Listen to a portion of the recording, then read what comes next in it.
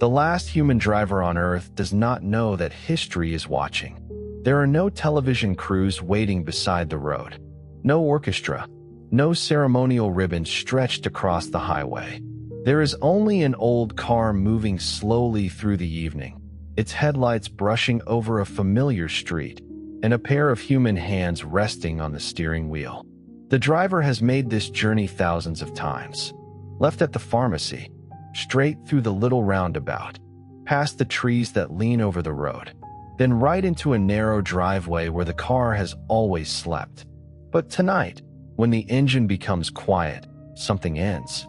The driver steps out, closes the door, and walks away. A moment later, the empty car wakes again. Its lights blink softly. It checks the road, reverses by itself, and joins the silent flow of traffic. From that moment on, no human being anywhere on Earth will ever need to steer a road vehicle again. Every taxi, every bus, every delivery van, every family car, every ambulance, every long-haul truck, every tiny vehicle climbing a mountain road, and every crowded shuttle moving through a city now drives itself. Humanity has finally taken its hands off the wheel. What happens next? At first, perhaps almost nothing. The roads do not glow. Cars do not suddenly fly. Buildings do not rearrange themselves overnight. Morning still arrives one neighborhood at a time. People still wake late, search for missing shoes, spill coffee, and discover that they have 5 minutes to complete a journey that normally takes 15. The difference is waiting outside.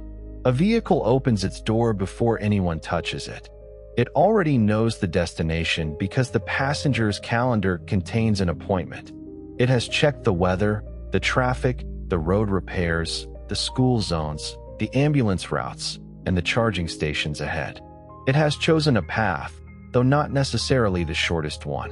Perhaps another street is quieter. Perhaps a hospital has asked nearby vehicles to keep one lane clear. Perhaps a child is walking to school, and the local network has lowered every vehicle's speed. The passenger climbs in, and the vehicle moves. That is the first important twist in our story. A self-driving car is not a careful person made of metal.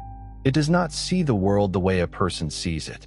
It builds a temporary model from cameras, radar, LiDAR, microphones, maps, sensors, satellite signals, and the movements of everything nearby. It estimates that one shape is a cyclist, another is a plastic bag, another is a dog pulling toward the curb. It predicts where each one may move next. Then, many times each second, it chooses what the vehicle should do. In the world we know today, automated driving systems can perform impressively inside certain boundaries. Some can carry passengers without a driver in carefully mapped service areas. Many ordinary cars can help steer, brake, or maintain speed, though a human must still supervise them. But the complete world we are imagining requires something far more difficult. It requires a system able to drive not only on a sunny avenue whose lanes have been mapped in detail, but everywhere. It must understand a flooded road in a tropical storm, a mountain pass under fresh snow, a temporary hand-painted sign beside a construction site, a shepherd guiding animals across a rural lane, a police officer giving gestures that contradict the traffic light, a fallen tree, a dust cloud, a festival crowd, a road that does not appear on any map, a child in a costume, a mattress sliding from a truck, a person waving urgently for help. It must do this in every driving culture on Earth, from strictly marked highways to streets where pedestrians, scooters, buses, carts, animals, and cars negotiate space through tiny movements and eye contact. And it must fail safely. That last requirement is harder than it sounds. A human driver can become confused and still improvise. A machine may become uncertain with astonishing precision. It can know that its confidence has fallen from 99% to 62%, but the road continues to arrive beneath its wheels. It cannot pause the universe while deciding. So the vehicles in our imagined future are built with layers of redundancy. If one camera is blinded, others remain.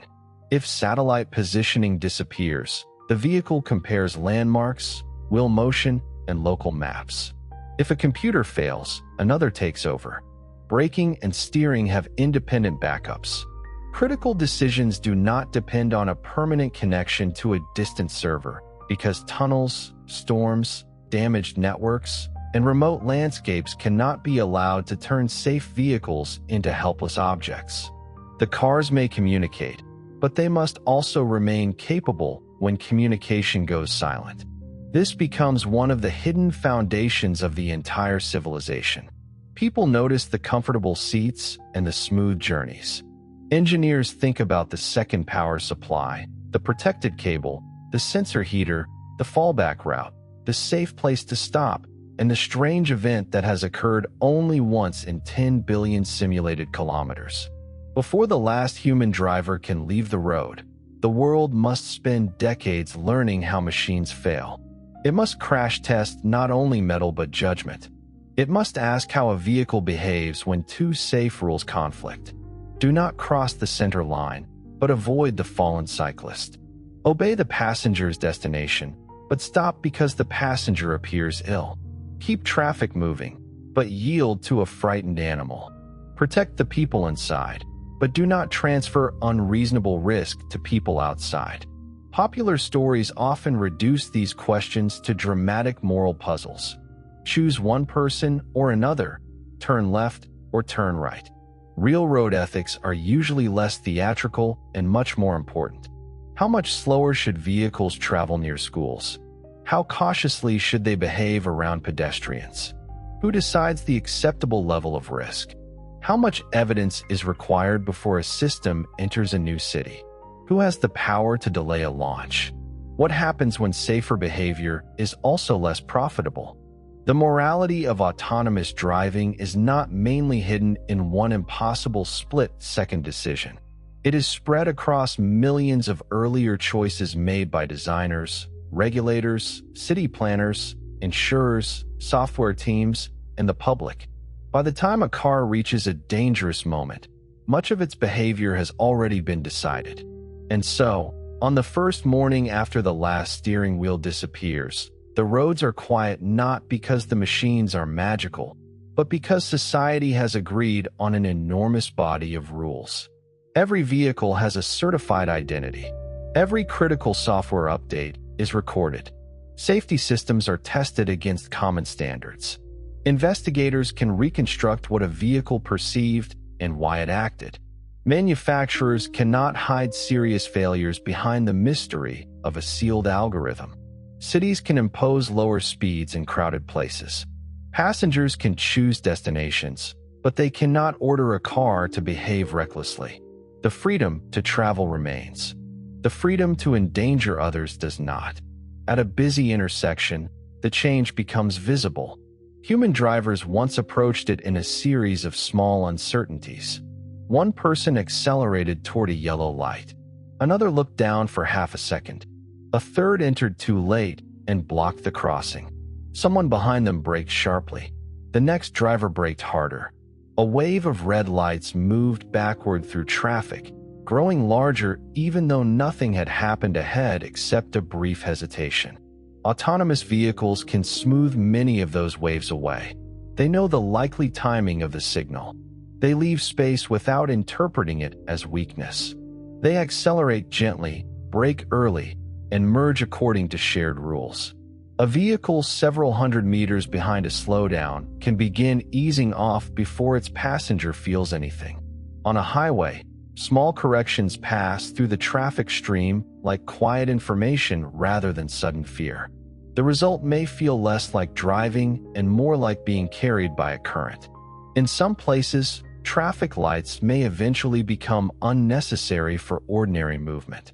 Vehicles could reserve tiny slices of space and time through an intersection, passing in carefully coordinated patterns. A car moving north does not need to stop if the eastbound vehicles know exactly when it will cross. The old rhythm of red, amber, and green could be replaced by a continuous, almost woven flow. But pedestrians still exist. Cyclists still exist. Animals still exist. people still change their minds at the curb. A city is not a factory floor, and the most efficient mathematical pattern is not always the most humane one. An intersection that allows vehicles to pass continuously may become impossible for a person to cross unless the system deliberately interrupts itself. So the future city must choose whom its efficiency serves. The vehicles could coordinate beautifully and still create a place that feels hostile to anyone outside them. Or they could use their precision to make streets slower, calmer, and easier to cross. Automation provides the ability. It does not provide the values. For a while, though, the safety gains may be impossible to ignore. The familiar sounds of collision become rarer. Hospitals see fewer shattered bones from late-night crashes. Fewer families receive phone calls that divide life into a before and an after. Bars no longer need to persuade customers not to drive home. Long journeys no longer require a person to fight sleep while holding a 2-ton machine between painted lines. Ambulances move differently too. The moment an emergency vehicle enters the road, nearby cars already know. They do not wait to hear a siren through closed windows. They begin creating a path several streets ahead, shifting with calm precision. Intersections clear before the ambulance arrives.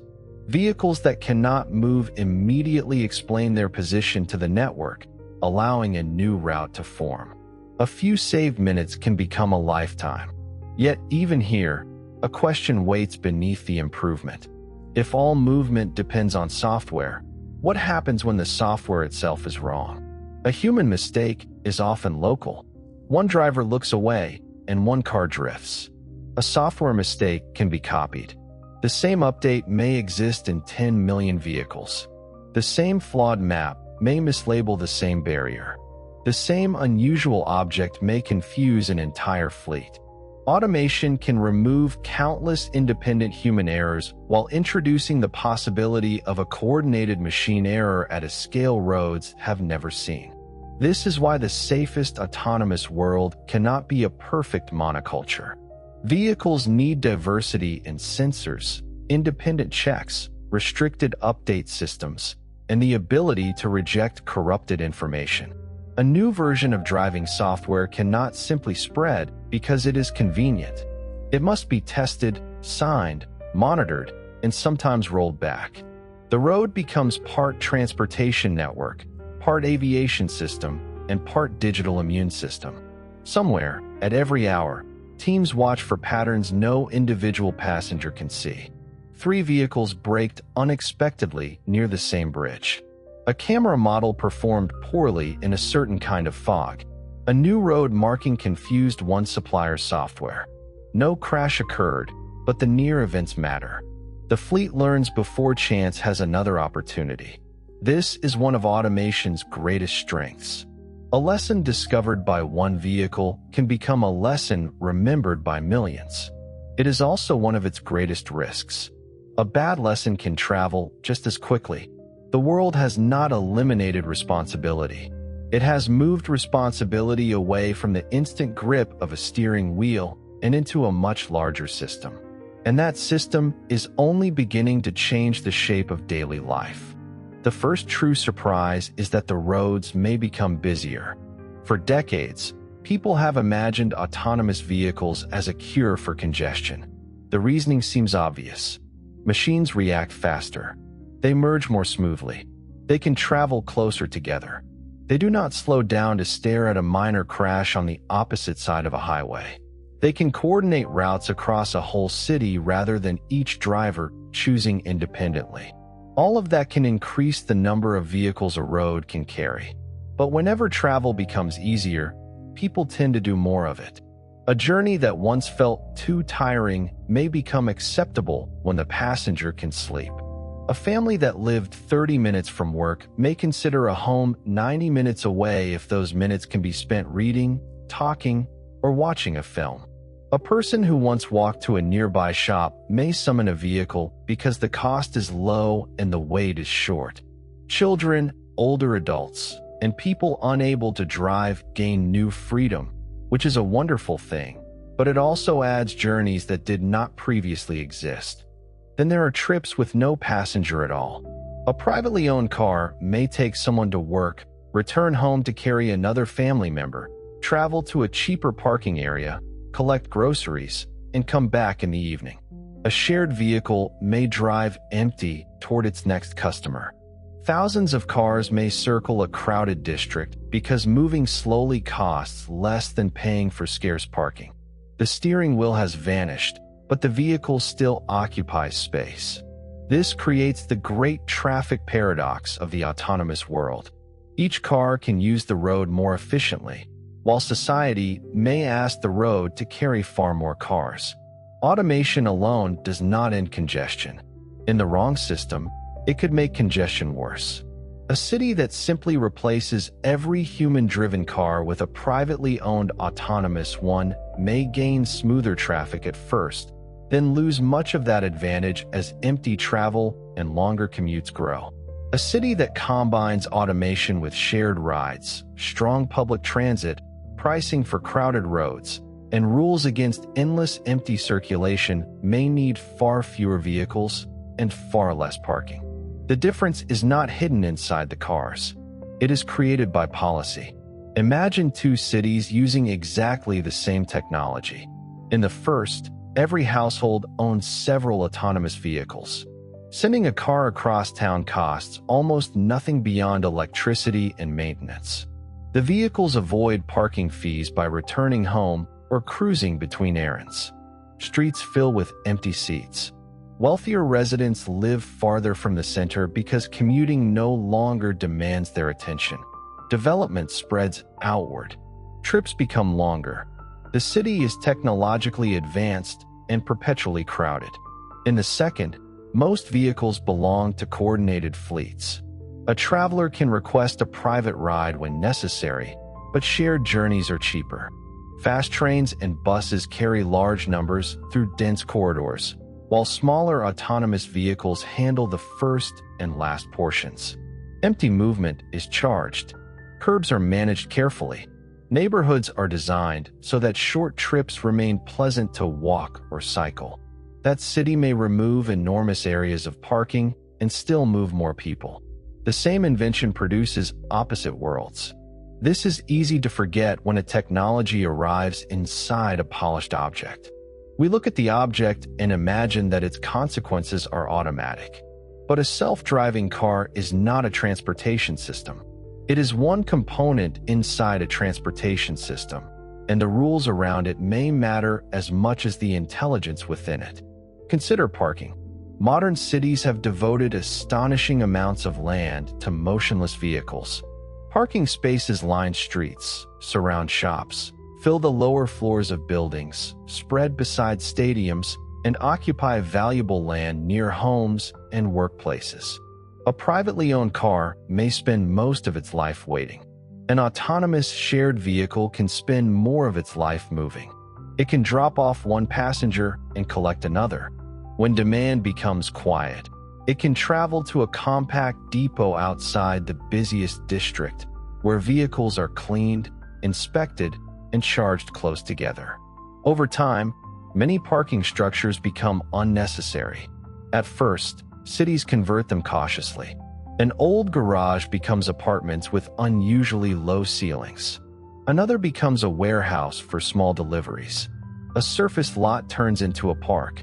A strip of curb once reserved for parked cars becomes wider pavement, trees, outdoor tables, a protected cycle lane, or simply space where rain can enter the ground instead of rushing into drains. A city built around stored vehicles slowly becomes a city built around people again. That is the hopeful version. But parking does not disappear without leaving another problem behind. Every passenger still needs to enter and leave a vehicle.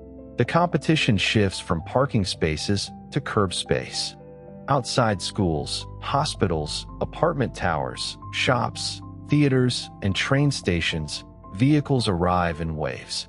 They pause for a few seconds, open their doors, and depart. A curb can serve many more vehicles than a parking space, but only if arrivals are coordinated. One passenger searching for a bag can delay everyone behind. A delivery robot may need the same space as a wheelchair ramp. An ambulance cannot wait behind a row of taxis. So the curb becomes one of the most carefully managed pieces of land in the future city. Digital reservations assign stopping places by time and purpose. Some zones change function during the day. Morning space for school drop-offs becomes midday freight access, then evening passenger pickup. Vehicles know where they are allowed to pause before they arrive.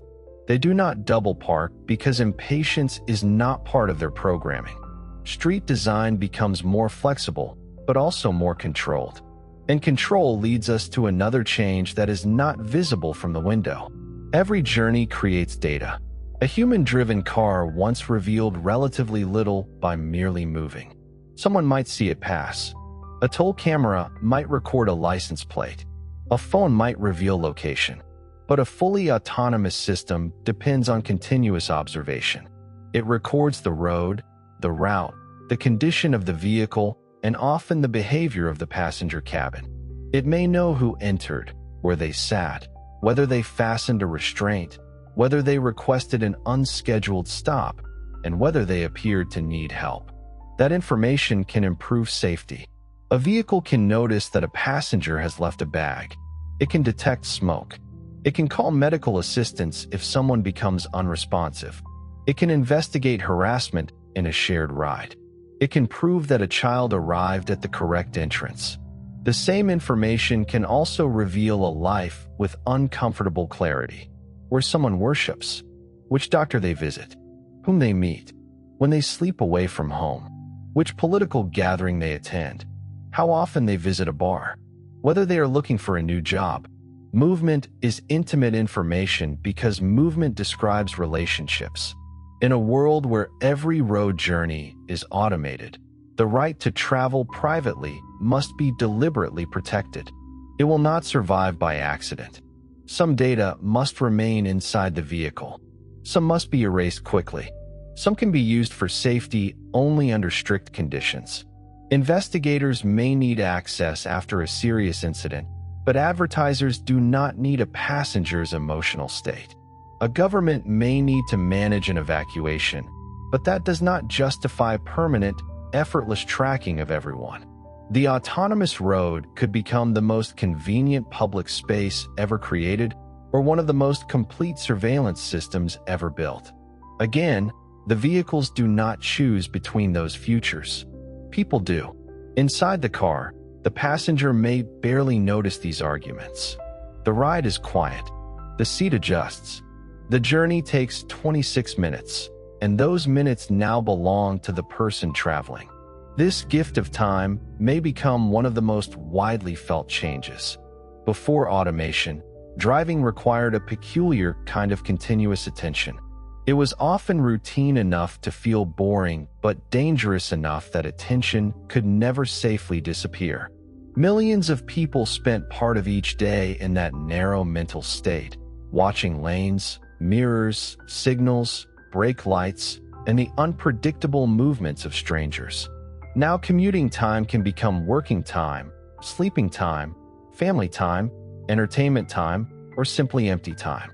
The economic value is enormous, but the psychological value may be stranger. Some people fill every journey immediately. Screens unfold. Meetings begin. Employers decide that a worker who can answer messages in transit should do so. The commute that once created a boundary between work and home becomes another room in the office. Others protect the journey from productivity. They look through the window. They listen to rain on the roof. They let the city pass without needing to control it. A new etiquette develops. Quiet vehicles have signs asking passengers not to make calls. Shared commuter pods divide into conversation cabins and sleeping cabins. Some routes are intentionally slower and more scenic. A person can choose the coastal road not because the machine is confused, but because arriving 12 minutes later feels worth it. Travel becomes an experience that can be designed.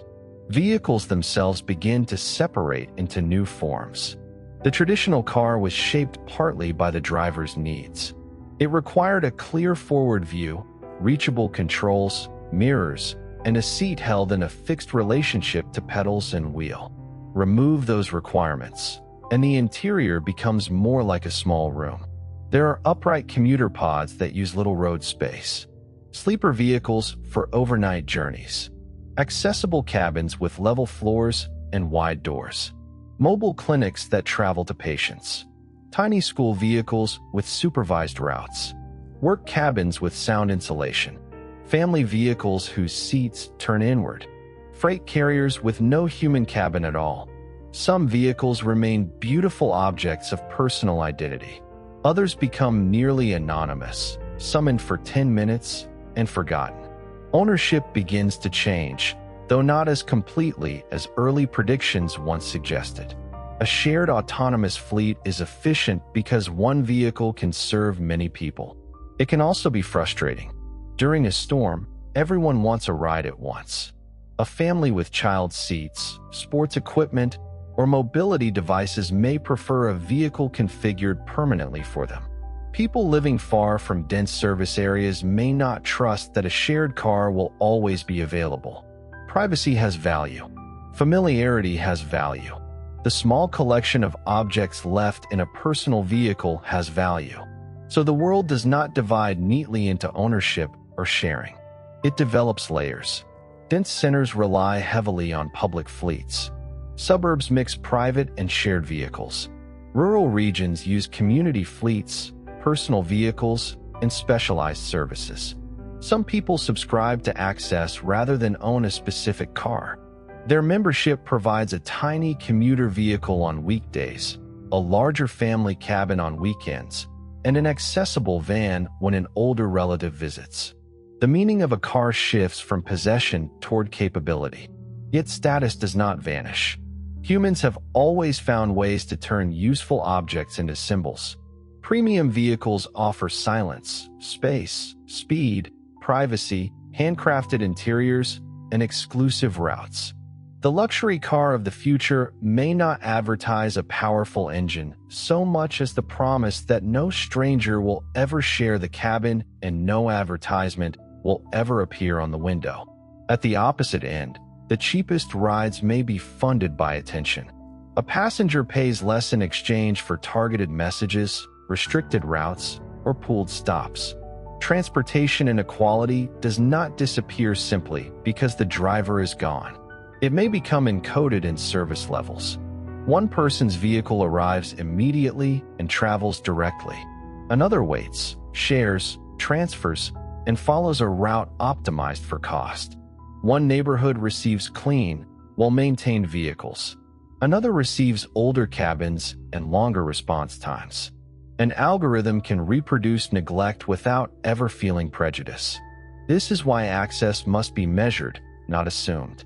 The great promise of autonomous transport is that mobility no longer depends on the physical ability to drive. But the ability to summon a machine is not the same as the right to receive good service. For millions of people, however, the improvement is profound. An older man who stopped driving years ago can visit a friend without asking anyone for help. A woman whose vision prevents her from holding a license can travel to work on her own schedule. A teenager with limited mobility can attend an evening class without waiting for a specialized service that operates only during certain hours. A parent who cannot physically lift a wheelchair into a conventional car can request a vehicle designed around a level entrance, secure space, and simple controls. The machine does not care whether its passenger could pass a driving test. That single fact changes the geography of independence. Before universal automation, losing the ability to drive could mean losing access to work, food, healthcare, friendship, and ordinary spontaneity, especially in places built around the assumption that every adult could control a car. People who could not drive often paid for that assumption with time and dependence. Now a journey can begin with a voice request, a tactile control, a gesture, an eye movement, or a schedule prepared in advance. Vehicles announce themselves in ways that do not depend on sight. Doors, ramps, seats, restraints, and storage are designed for many kinds of bodies rather than treating accessibility as an unusual modification. But here too, the hopeful outcome requires more than removing a steering wheel. A vehicle may drive itself perfectly and still be inaccessible. A wheelchair user may be unable to enter. A blind passenger may not be able to identify the correct car in a crowded pickup area. A person with cognitive disabilities may need reassurance, simple instructions, or a trusted remote helper. Someone using a service animal needs space. Someone who cannot speak needs a reliable way to change the destination. True independence depends on the whole journey, not only the motion between 2 points. The path to the pickup place must be safe. The curb must be reachable. The destination must have an accessible entrance. The system must know when assistance is required without turning every difference into surveillance. In the best version of this future, accessibility is not a special category added after everything else has been designed. It becomes one of the forces that improves the system for everyone. A wide door helps a wheelchair user, a parent with a stroller, a traveler with luggage, and a person recovering from surgery.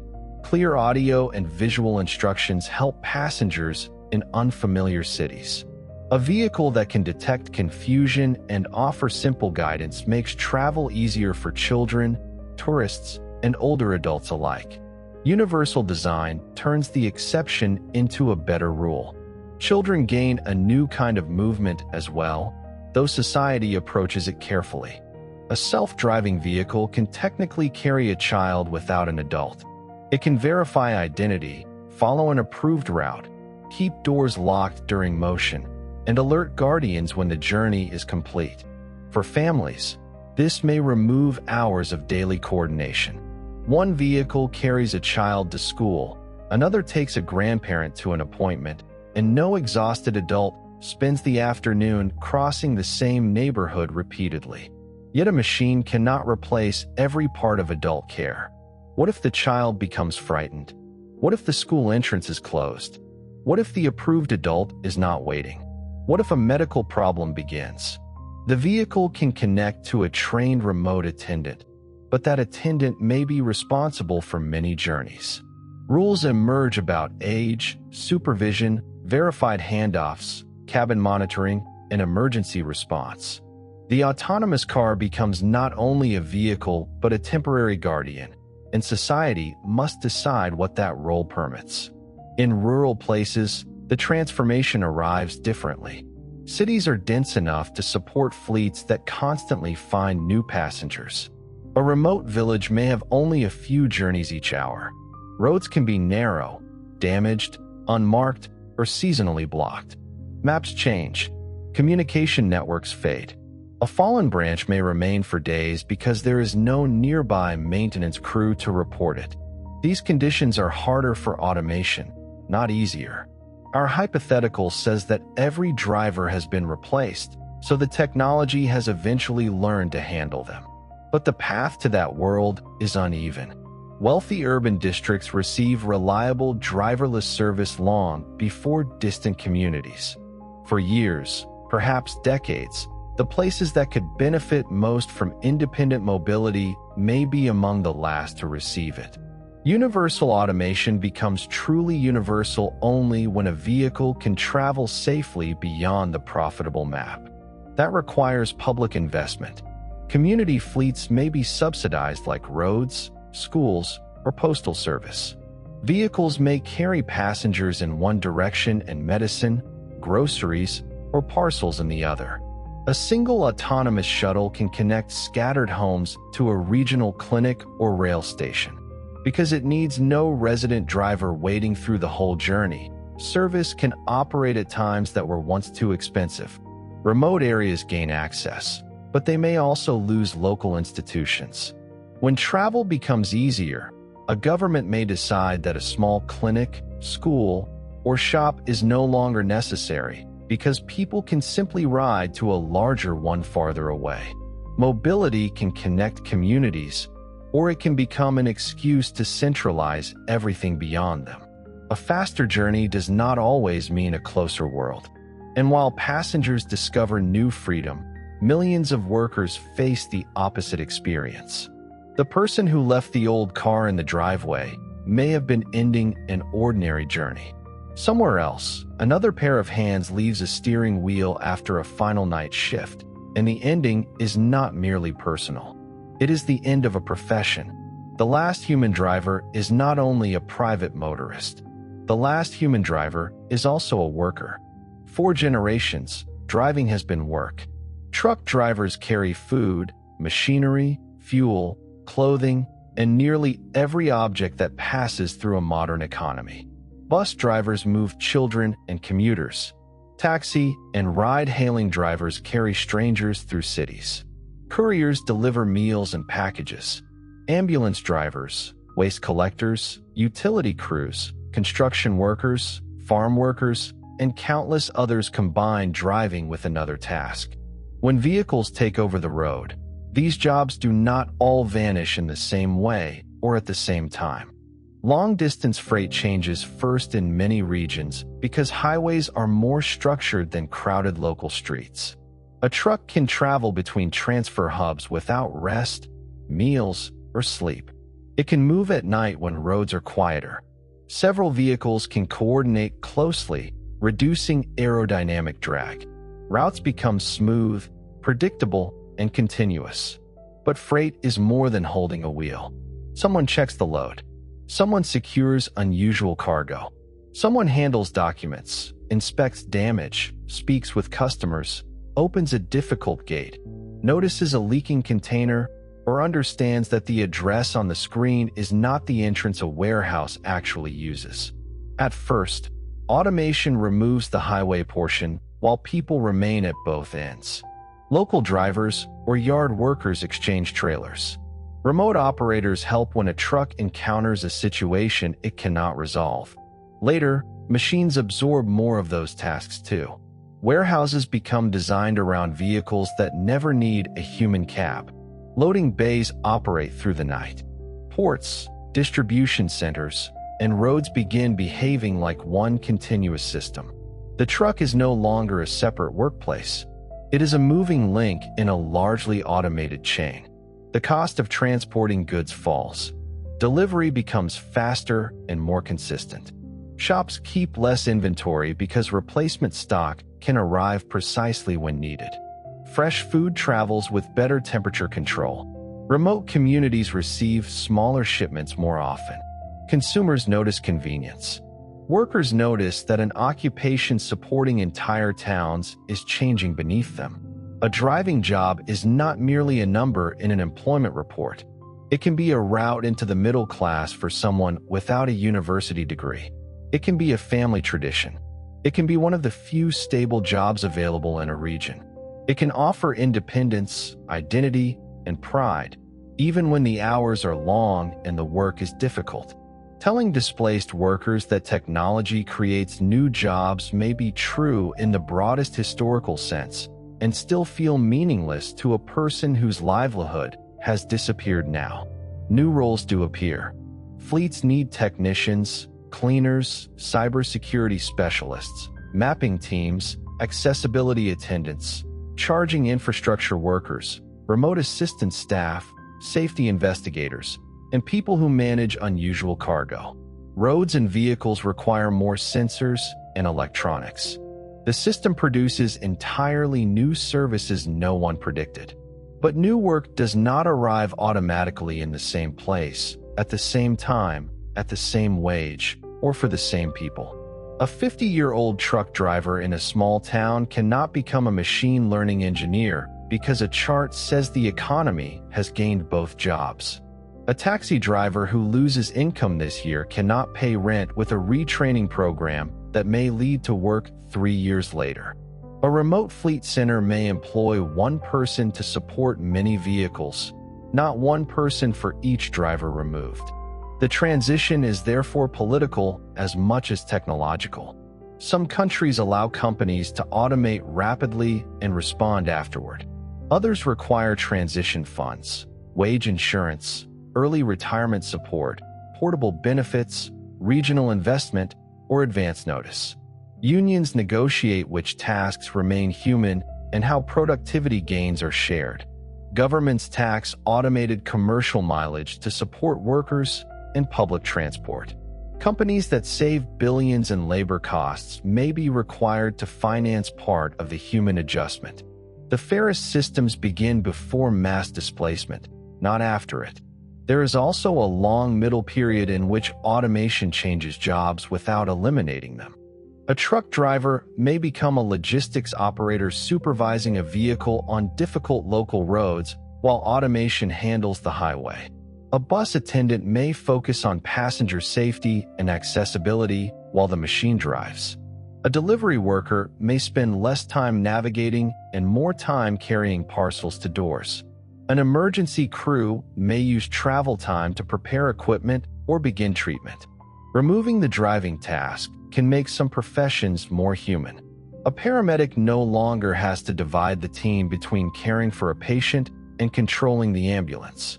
A mobile nurse can review medical information while traveling. A guide can face visitors rather than the road. A school transport attendant can watch the children. Eventually, however, the premise catches up with every occupation. No one is employed simply to steer. Society must then decide who owns the value created by all that saved attention. If automated freight makes goods cheaper, everyone may benefit a little. If the savings flow mainly to a few fleet owners, inequality may deepen. If shared autonomous transport becomes a basic public service, mobility may become more equal. If a small number of companies control vehicles, maps, payments, and route access, transportation may become dependent on private power more deeply than ever before. A road is public infrastructure. The intelligence moving across it may not be. This creates a question earlier generations never had to ask. Can a company effectively control access to a city by controlling the software that moves through it? A dominant fleet could favor its own shops, charge different neighborhoods differently, or withdraw service from places that are unprofitable. It could shape which routes feel convenient and which destinations remain visible. A passenger may still be free to go anywhere in theory, while being quietly guided toward places preferred by the platform. The power of a map is easy to overlook. A map does not only describe the world. When machines follow it, the map begins to organize the world. Public rules must therefore keep routes, payments, safety interfaces, and emergency access interoperable. A city cannot allow one company's vehicles to become the only practical way to move. Passengers need the ability to change providers. Small operators need fair access to curb space and charging. Essential service cannot disappear because a quarterly calculation changed. The disappearance of drivers may reduce one form of labor while making governance itself a larger occupation. People who once regulated licenses and traffic now oversee algorithms, fleet behavior, data rights, accessibility, competition, and system resilience.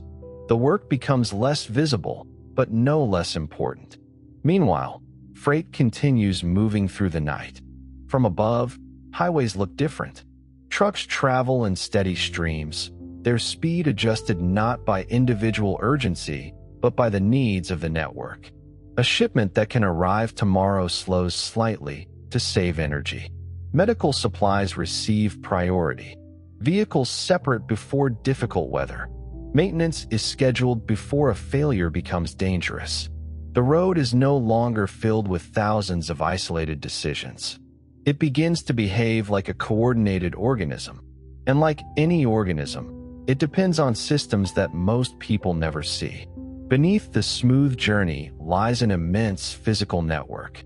Autonomous vehicles are often described as software on wheels, but software cannot repair a pothole, clear snow from a mountain pass, paint a faded line, or provide electricity during a regional blackout. The future road still depends on concrete, drainage, bridges, signs, maintenance crews, emergency teams, communication systems, and energy infrastructure. In fact, A world that trusts machines with every journey may become more demanding about the condition of those things. A human can sometimes interpret a half-hidden sign or guess where a lane once was. A mature autonomous system can do the same, but society may decide that forcing it to improvise constantly is wasteful and unsafe. Roads become more consistent. Construction zones transmit their layouts digitally before barriers are moved. Temporary signals identify themselves. Bridges report icing. Maintenance vehicles announce slow-moving work areas. Weather stations share local visibility and surface conditions.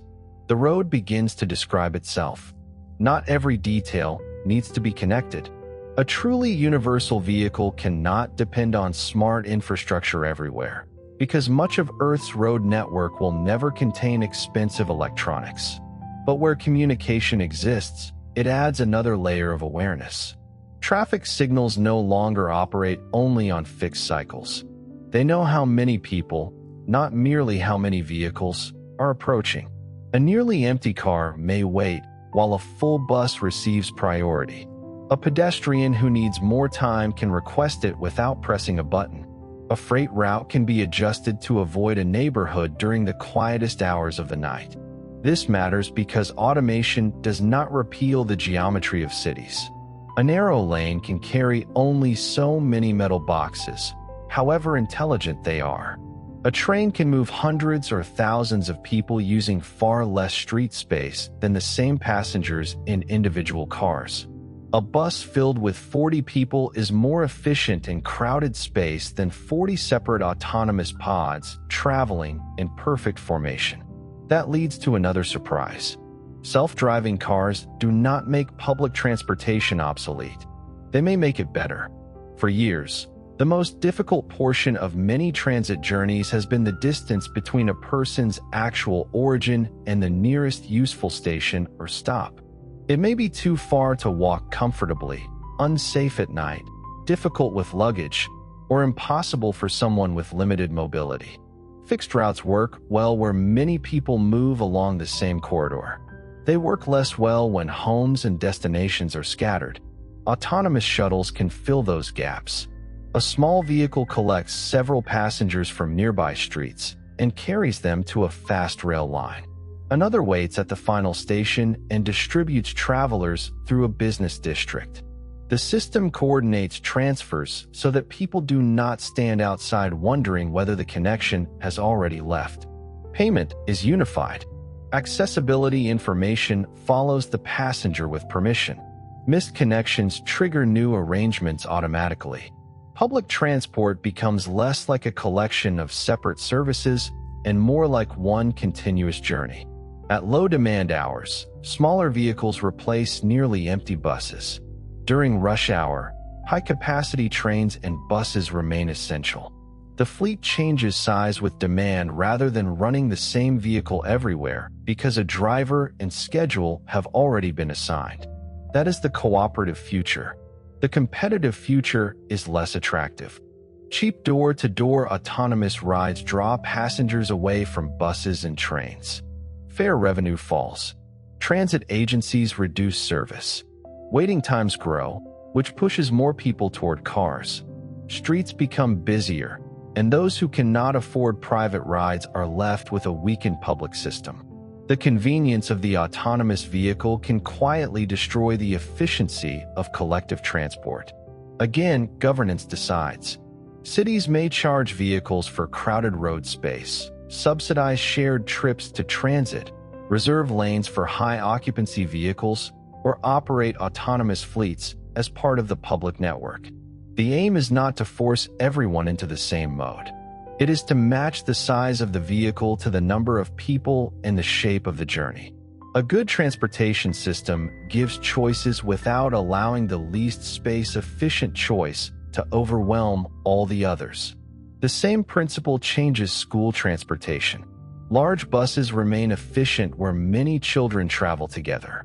Smaller autonomous vehicles serve remote routes, children with specific accessibility needs, or activities outside normal hours.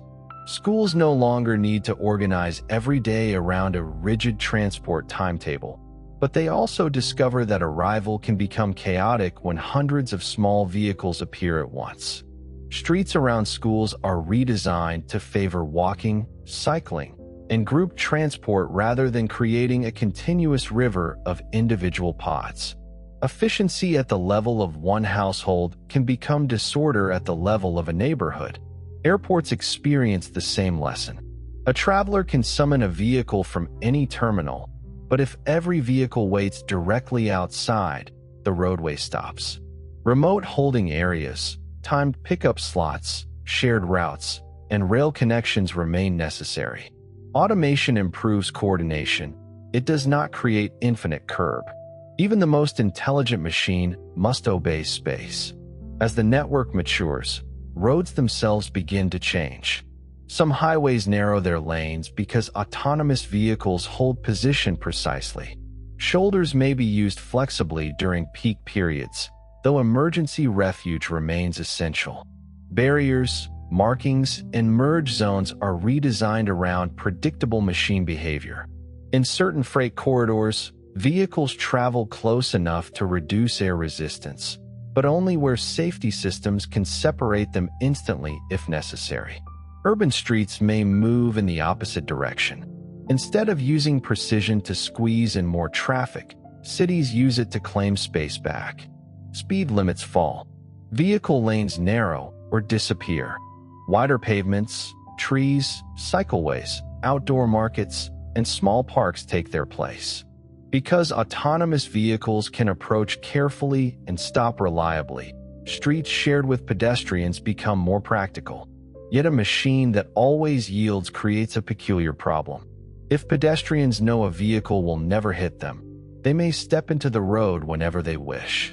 One person can stop a whole line of cars. In an informal experiment, a crowded street could become permanently impassable to vehicles, not through protest, but through ordinary confidence. Engineers sometimes treat this as a challenge for communication. The vehicle can display a light, project a crossing symbol, or make a sound to show that it has seen someone. But the deeper issue is social negotiation. Human drivers and pedestrians often communicate through tiny, ambiguous signals: a glance, a wave, a slight roll forward, a pause. These signals are imperfect, yet people understand them through shared experience. Machines need a new language that is clear without becoming aggressive. Perhaps vehicles use standardized external displays. Perhaps streets establish zones where pedestrians always have priority and crossings where movement follows timed rules. Perhaps speed becomes so low in dense centers that formal negotiation matters less. What disappears is the old possibility of intimidation through the accelerator.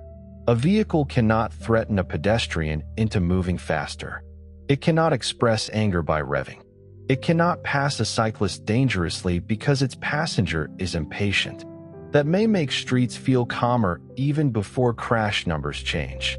Cycling could become safer, but not automatically pleasant. A line of cautious autonomous vehicles may pass with consistent space and speed. Sensors can notice a cyclist hidden from a turning vehicle.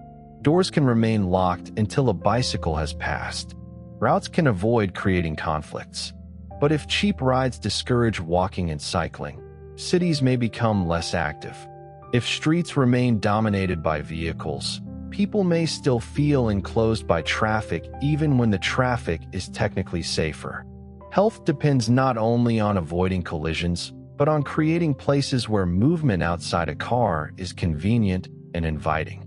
The autonomous future can produce safer roads while still producing sedentary lives. Transportation policy must therefore think beyond the crash. The environment presents an even larger ambiguity. Many people naturally combine self-driving cars with electric cars in their imagination, but the two changes are separate. A vehicle can be autonomous and powered by gasoline. It can be electric and entirely human-driven. In our future, most road vehicles are likely electric or use other low-carbon energy. partly because vehicles that operate for many hours benefit from lower energy and maintenance costs. Fleets return to charging depots where batteries can be managed efficiently. Smooth acceleration and coordinated speeds reduce waste. Automation can help a vehicle choose an energy-efficient route, avoid stop-and-go traffic, travel in aerodynamic groups, and match the vehicle size to the journey. A single passenger may receive a light two-seat pod rather than moving a large family vehicle across town. Freight can travel at slightly slower speeds when arrival time is flexible, saving energy without testing anyone's patience. These are real advantages. Then the rebound begins. People travel more because travel is easier. Empty vehicles reposition. Longer commutes become tolerable. Mobile offices and sleeper cabins may be larger and heavier than old cars. Passengers who no longer need to watch the road may prefer brighter screens, stronger climate control, and more onboard equipment. Data centers process maps, simulations, fleet operations, and software updates. Roads expand outward as development spreads. The total environmental result could move in either direction. A shared electric fleet powered by low-carbon electricity, integrated with transit and designed to minimize empty movement, could reduce emissions, noise, local air pollution, and the number of vehicles manufactured. A world of large privately owned autonomous lounges traveling long distances and circling empty could consume far more energy and land than before. The machine's driving skill does not determine the planet's outcome. The number, size, power source, occupancy, and distance of journeys do. There is no environmental shortcut around human choices. Still, electric autonomous fleets create useful possibilities for the power system. Vehicles can charge when renewable electricity is abundant and pause when the grid is strained. Depots can schedule thousands of batteries without every household making separate decisions. Some vehicles can return power temporarily during emergencies, though fleet operators must preserve enough range for essential journeys. The familiar gas station changes or disappears. Charging is distributed among homes, depots, workplaces, freight hubs, and roadside stations. Vehicles do not need a person to connect them if chargers are automated. Some use robotic plugs. Others align over conductive or wireless systems. Long-distance freight routes include high-power charging during loading and mandated inspection pauses. A stop once designed around the needs of a driver becomes a maintenance point for the machine. Roadside restaurants and motels feel the loss. Communities built around fuel, food, and rest for human drivers must reinvent themselves. A truck that never sleeps does not buy coffee at midnight. A family asleep inside a moving cabin may not need a roadside hotel. Highway towns that once depended on travelers watching the clock may see traffic pass without stopping. Other places gain visitors because passengers can choose slower routes without effort. Scenic roads become moving observation rooms. A restaurant can send a vehicle to collect diners. A town once considered too distant for a day trip becomes reachable when the return journey requires no tired driving. Automation rearranges economic geography in quiet ways. The largest changes may occur where land values respond. If commuting time becomes usable, homes farther from employment centers become more attractive. That can lower pressure in expensive cities, but it can also push development across farmland and natural habitat. Roads lengthen. Infrastructure costs rise. Communities become more spread out. Or the opposite may happen. If shared autonomous transport makes city living convenient without private parking, dense neighborhoods become more attractive. Garages turn into homes. Streets improve. People choose proximity over distance. Both futures are plausible because travel time has two meanings. It is a burden, but it is also a force that keeps destinations near one another. Remove the burden, and society may either enjoy better access or allow everything to drift farther apart. The shape of the autonomous world is not contained in the vehicle. It emerges from millions of decisions about where to live, where to build, what to charge, and what kind of place people want around them. Then, one ordinary day, the network goes dark. Not every vehicle stops. That is the first rule of a resilient autonomous system. A lost network connection cannot be allowed to produce instant paralysis. Cars continue using local sensors, stored maps, and independent decision-making. They increase following distances. They reduce speed. They avoid complex routes. Some complete their journeys. Others move to designated safe places and wait. The city does not become motionless, but it becomes cautious. Passengers notice the change through a calm announcement. Travel times increase. Certain tunnels close. Intersections return to simpler signal patterns. Freight vehicles leave close formations. Emergency services receive protected communication channels. Critical medical and evacuation journeys take priority over ordinary convenience. What caused the outage may be harmless: damaged fiber, a software error, a power failure, a storm. Or it may be deliberate. A transportation network controlling every road vehicle would be one of the most tempting digital targets ever created. The obvious nightmare is a stranger remotely steering cars into danger. Mature systems are designed specifically to prevent that. Safety-critical control is separated from entertainment, payment, and ordinary communication. Commands are authenticated.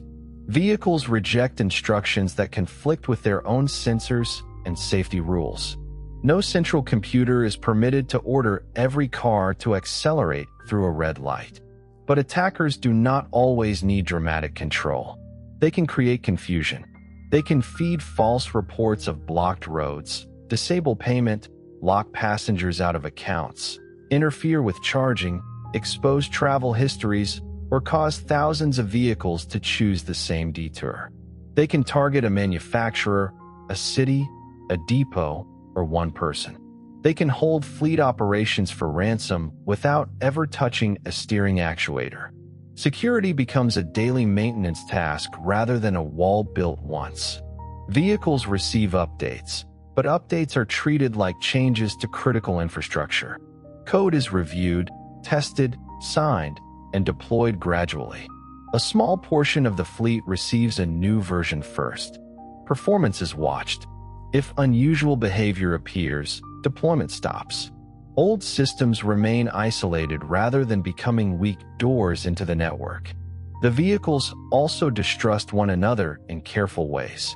Communication can help a car know that another vehicle is braking beyond a blind corner, but it cannot simply believe every message. A malicious device could claim to be an ambulance or invent a traffic jam. Each message needs a verified source, limited authority, and comparison with physical evidence. Trust is useful. Blind trust is dangerous, even among machines. This digital caution extends to identity. A passenger must be able to enter the correct vehicle without revealing unnecessary personal information to every vehicle nearby. Children and vulnerable travelers need strong protection against unauthorized destination changes. A stolen account cannot become an easy path to kidnapping. A person fleeing danger may need a journey that does not alert someone who normally shares access. The convenience of automatic recognition must never erase the possibility of personal safety. These concerns sound distant during an ordinary ride, but they shape the cabin. There are physical emergency controls. There are clear ways to stop at a safe public place. A passenger can contact a human. Doors can be opened manually when conditions allow. No software subscription can trap someone inside a vehicle. Before automation, evacuations often created familiar chaos. Families left at different times, chose the same highways, ran low on fuel, blocked intersections, and sometimes remained because they had no car or could not drive. In an autonomous network, vehicles can be assigned according to need. Empty cars travel toward people without transport. Routes change as water rises. Lanes reverse direction. Traffic moves with coordinated spacing. Vehicles know the locations of shelters and their remaining capacity. The potential improvement is enormous. But central coordination also creates difficult authority. Can the system delay one person's chosen route because another area is in greater danger? Can officials commandeer privately owned vehicles to evacuate strangers? What happens when a passenger refuses the assigned shelter? Who decides whether a bridge is safe when sensors disagree? An emergency reveals the rules that ordinary convenience hides. The best system preserves individual choice as long as possible while acknowledging that roads are shared and time can become scarce. Laws define emergency powers in advance. Decisions are logged. Temporary control expires. People can appeal afterward. No vague crisis permission becomes permanent control over movement. Autonomous ambulances show the most hopeful side of coordination. The interior is designed around care rather than driving. Medical teams face the patient. Equipment is positioned without leaving room for a driver. The vehicle selects a route based not only on traffic but on the patient's condition, hospital capacity, road smoothness, and available specialists. Signals change ahead. Other vehicles clear a corridor. In some cases, a small medical vehicle arrives before a full ambulance. It carries a defibrillator, blood, medication, or telemedicine equipment. A remote clinician appears on a screen. A nearby trained volunteer may be guided to the patient. The line between vehicle and emergency service becomes blurred. Fire engines and police vehicles can also travel without drivers, but their crews often remain. Travel time becomes preparation time. Drones and small ground vehicles inspect dangerous scenes before people enter. During a wildfire, autonomous buses move residents while smoke makes visibility nearly impossible for human eyes. Machines can go where tired, frightened people would struggle. They can also make confident mistakes in damaged environments. A road that existed 10 minutes ago may no longer exist. Smoke, water, debris, and panicked crowds create exactly the kind of unusual conditions automation finds hardest. Emergency vehicles therefore use stronger sensors, more conservative behavior, and direct access to human command. They are not magical exceptions to uncertainty. When something does go wrong, the old legal question changes. Who was driving? No one inside the vehicle. For most of road history, responsibility centered on the human behind the wheel. Investigators asked whether the driver was speeding, distracted, impaired, or careless. Insurance followed the person and the vehicle. A ticket could be issued. A license could be suspended. In the autonomous world, responsibility spreads across a chain. Was the sensor defective? Was maintenance overdue? Did a software update introduce an error? Did the fleet operator ignore a warning? Did the road authority publish incorrect construction information? Did another vehicle transmit false data? Did the owner install an unauthorized modification? Did the passenger misuse an emergency control? The answer may involve several actors at once. Insurance gradually shifts away from personal driving risk toward product liability, fleet operations, cybersecurity, and infrastructure failure. After a collision, the vehicle's event recorder contains a detailed account: sensor inputs, system confidence, planned path, communication messages, maintenance status, and software version. This can make investigation more accurate than relying on memory and damaged skid marks. It also creates a struggle over access. Manufacturers may claim that software is proprietary. Passengers may fear exposure of private cabin data. Governments may seek broad access. Courts must distinguish information necessary to understand an incident from information that merely happens to exist. A transparent safety system does not require a transparent private life. Independent investigators become essential. They need the authority and technical ability to examine failures without depending entirely on the company responsible. Serious incidents are shared across jurisdictions so that a dangerous pattern cannot remain hidden in separate databases. Aviation offers part of the model. When a rare failure occurs, investigators search not only for someone to blame, but for a chain of conditions that allowed the event. Recommendations change training, design, maintenance, and regulation across an industry. Road transport has far more vehicles, operators, environments, and daily events than aviation, but universal automation pushes it toward the same systems thinking. The goal is not merely to punish the last mistake. It is to prevent the next one. That philosophy matters because zero collisions remain unlikely. Even a flawless vehicle cannot repeal physics. A rock can fall from a cliff. A bridge can collapse. A tire can encounter debris. An animal can leap from darkness too close for any machine to stop. Two safe escape paths can disappear at the same instant. Extreme weather can exceed design limits. Autonomous vehicles may reduce risk dramatically without eliminating tragedy. Society may struggle with this emotionally. People tolerate familiar human failures in ways they do not tolerate machine failures. Thousands of deaths distributed across ordinary human mistakes can fade into background statistics, while one unusual autonomous crash becomes global news. A machine is expected to justify itself against an imagined standard of perfection, not merely against the imperfect reality it replaces. That skepticism can be healthy. Companies should not use average improvements to excuse preventable failures. But insisting that automation cause no harm before it can replace a more dangerous system may also cost lives. The difficult question is not whether autonomous vehicles are perfect. It is whether they are safer, for whom, under which conditions, and with what new risks. Early evidence from limited driverless operations can be encouraging, particularly for serious crashes in the places where those systems are designed to work. But a geofence service in a well-mapped city is not proof that a vehicle can safely cross every road on Earth. Performance in one climate, culture, or traffic pattern cannot simply be copied to another.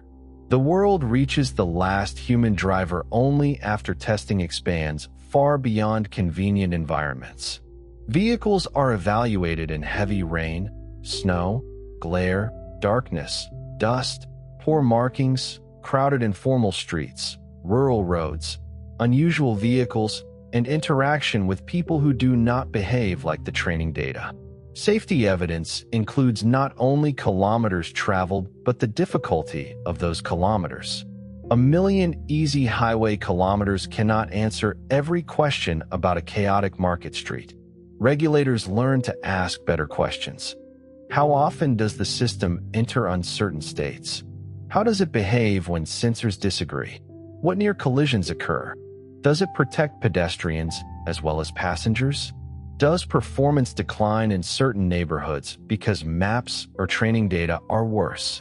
Can a software change be traced? Is remote assistance being used as a hidden substitute for capabilities the system claims to possess? The word autonomous becomes more precise. A vehicle is not considered universally self-driving because it completes a carefully selected demonstration. It must explain its operational limits. In our final world, those limits have expanded until they cover every public road and every normal condition, while honest restrictions remain for disasters beyond safe operation. Even Level 5 does not mean driving through a hurricane simply because a passenger asks. True autonomy includes knowing when not to move. On the day of the network outage, most people arrive late. A few journeys are canceled. Freight slows. Some passengers complain that the system is too cautious. Then technicians repair the fault, vehicles reconnect in stages, and the city begins flowing normally again.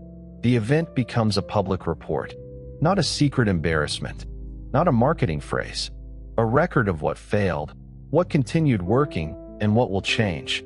Trust does not come from pretending that failure is impossible. It comes from showing that failure can be contained, understood, and learned from. And trust becomes necessary because surrendering the wheel means surrendering something deeper than a mechanical task. For many people, driving was never only transportation. It was a first taste of adulthood. A teenager studied rules, practiced nervous turns, learned to reverse between painted lines, and eventually received a small card that meant the world had become larger. The first solo journey was ordinary and unforgettable. No parent in the passenger seat. No one deciding when to leave. Just a destination, a set of keys, and the strange realization that independence could have an engine sound.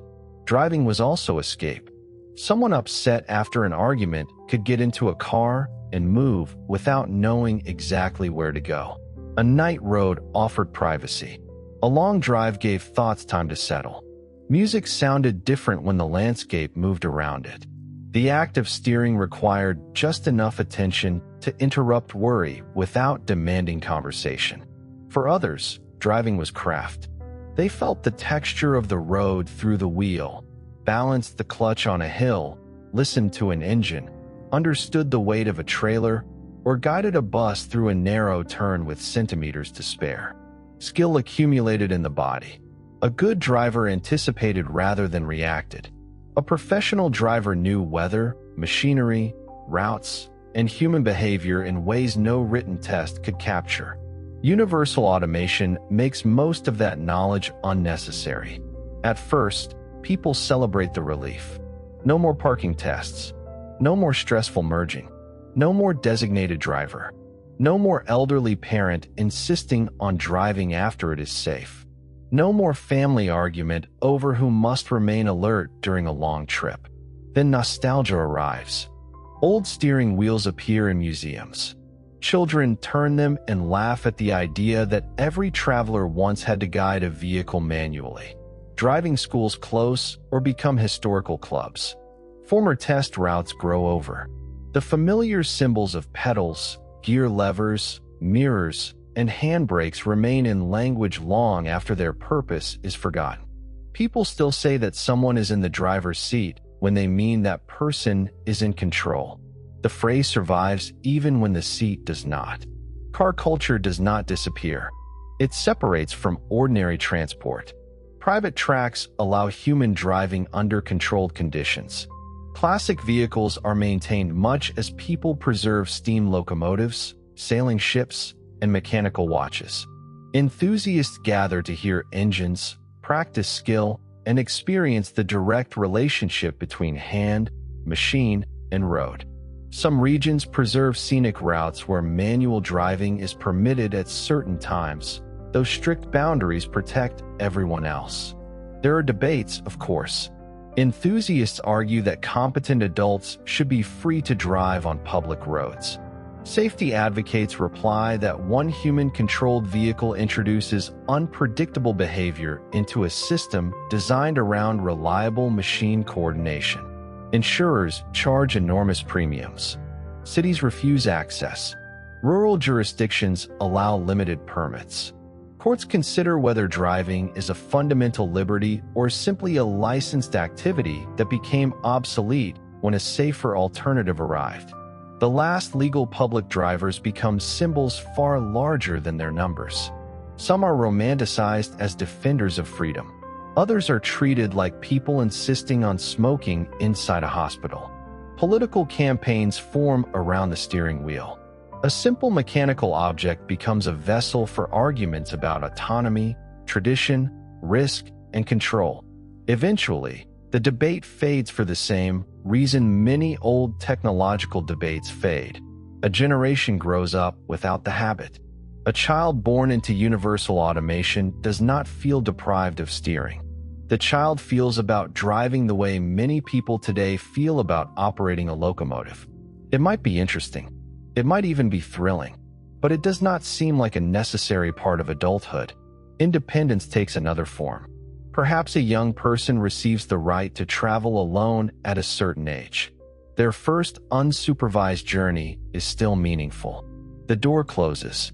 The vehicle confirms the destination. The parent remains behind. The world becomes larger. Technology changes the ritual, but not the human need beneath it. There is also relief in giving up control and discomfort. Some passengers trust the machine immediately. Others watch every turn. They choose seats facing forward and stare at a road they cannot influence. A slight hesitation feels alarming because they do not know what the system has noticed. A route change feels suspicious. A sudden break produces the ancient instinct to reach for a wheel that is no longer there. Vehicle designers discover that safety and the feeling of safety are not the same. A machine may brake early because a hidden cyclist is approaching, but the passenger sees only unexplained motion. So vehicles communicate gently. A small display says that the car is yielding to a cyclist. A light indicates that an ambulance is approaching. The route view explains that a street is closed. Passengers are not overwhelmed with technical data. They are given enough context to understand the machine's behavior. Predictability becomes a kind of comfort. Motion itself changes. Human drivers often accelerate and brake more sharply than they realize. Autonomous vehicles learn to reduce motion sickness by planning smooth curves, gentle stops, and clear visual cues. Seats face sideways only in vehicles designed for lower speeds. People who read during travel need stable cabins and a view that matches the body's sense of movement. The mobile room must still obey the inner ear. Some people never become comfortable. They prefer trains, walking, cycling, or vehicles with a visible safety attendant. Society keeps alternatives because universal automation of driving does not require universal enthusiasm for riding. Fear becomes more complex after a rare crash. When a human driver caused an accident, passengers could imagine that they themselves would have behaved differently. A machine failure removes that comforting illusion. If the system made the wrong choice, what could anyone inside have done? At the same time, a human passenger can no longer create danger through panic.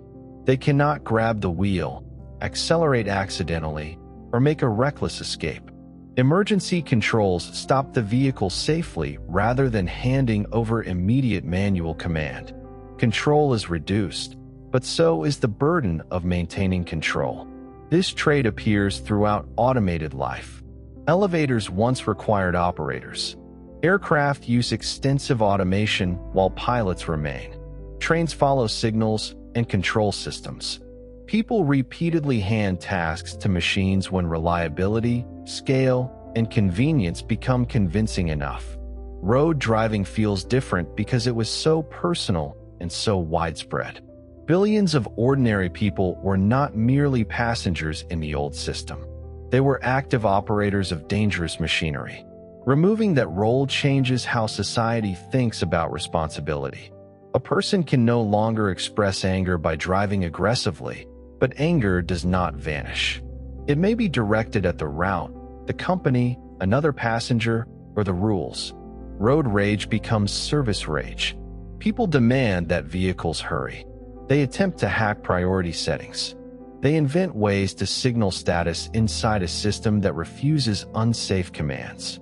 The machine may be calm, but the passenger remains human. Some old crimes decline. Carjacking changes when a stolen vehicle can identify itself, refuse unauthorized movement, and travel to a safe location. Hit and run becomes difficult because every serious collision is recorded. Drunk driving disappears. Illegal street racing moves away from public roads. Other crimes adapt. Accounts are stolen. Vehicles are used to move prohibited goods without a driver. People attempt to conceal destinations. Criminal groups target depots, mapping systems, or identity services. A car can be ordered to collect a package without the person responsible ever approaching it. Law enforcement gains powerful tracking tools and must be restrained from using them casually. Can police stop a vehicle remotely? In a serious emergency, perhaps. But a system that allows any officer to immobilize any traveler without strong authorization would be easy to abuse. Remote stopping requires clear legal standards, verified requests, narrow circumstances, and permanent records. Can a vehicle refuse to cross a border?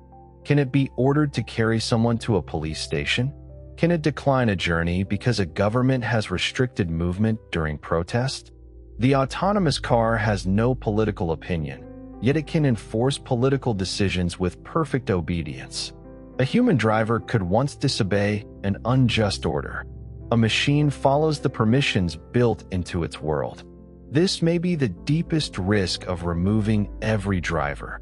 Not that machines become rebellious, but that they become obedient to the wrong authority.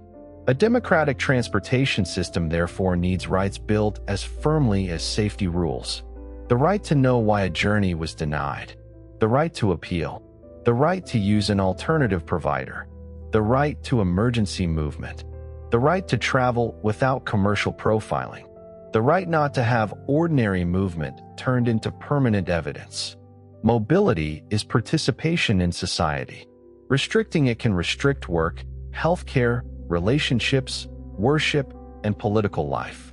The software that moves people must be governed as seriously as the roads beneath it. Around the world, those rules differ. Universal automation does not produce one universal culture. In one country, fleets are mainly public. In another, private companies dominate. Some cities share traffic data openly while protecting passenger identity. Others centralize movement under government control. Some rural communities maintain local cooperative fleets. Wealthy households own personalized cabins.